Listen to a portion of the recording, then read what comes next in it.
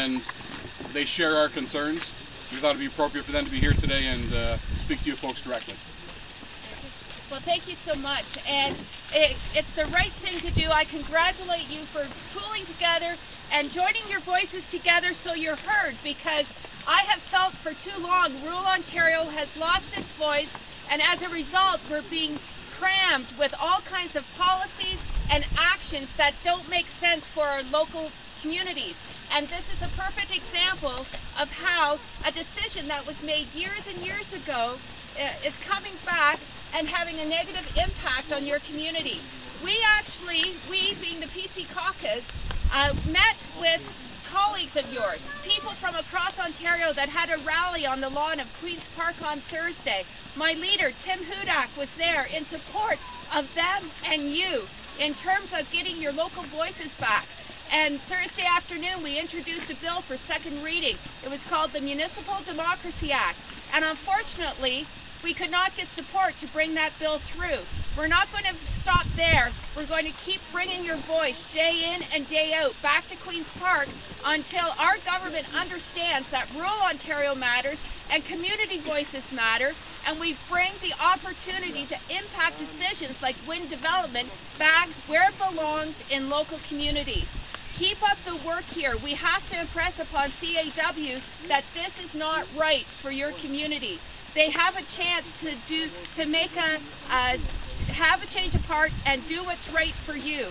So keep up the work. You have our support, and we're going to keep driving home the need for municipal autonomy. And I look forward to your support in that regard. And going forward, if I ever hear of rallies or other activities where you could get together with your friends from across the province, our office is open up in Kincardine on Monday. Linda Coco will be manning that office, and we certainly will make sure that that information gets funneled through to you. Again, congratulations on coming through and letting your voice be heard today. We can do better. CAW can do better by listening to the community and doing what's right on your behalf. Thanks so much for being here.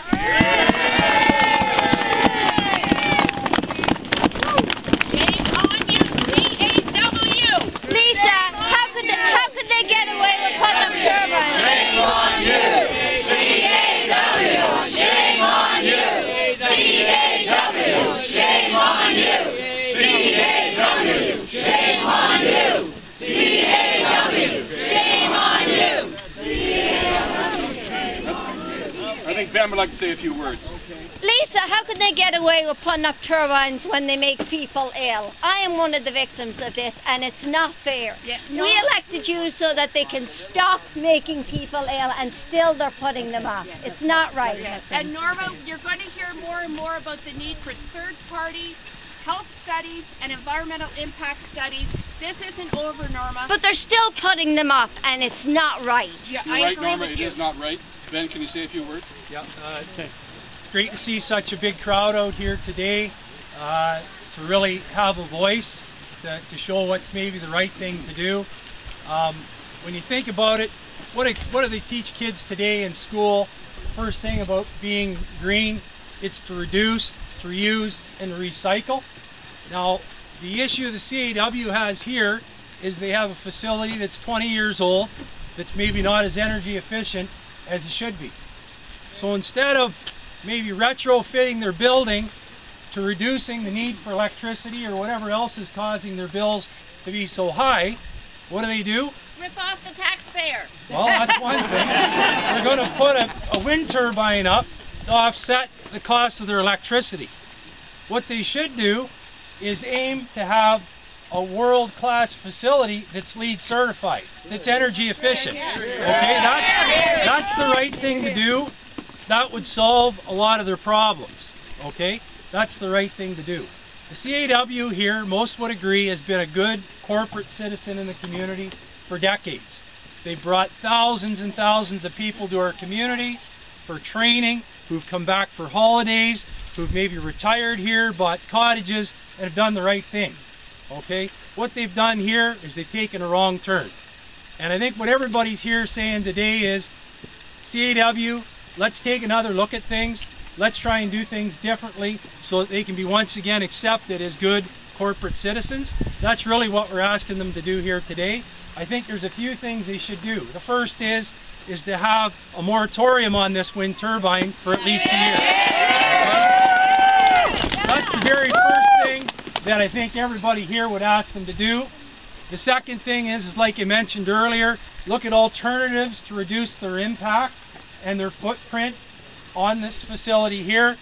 And the third thing, and I think probably most important, is to have an open public meeting with all the residents in Saugeen Shores to let everybody air their concerns, and also let the CAW plead their case if you'd like. So I think those are some things that would be effective.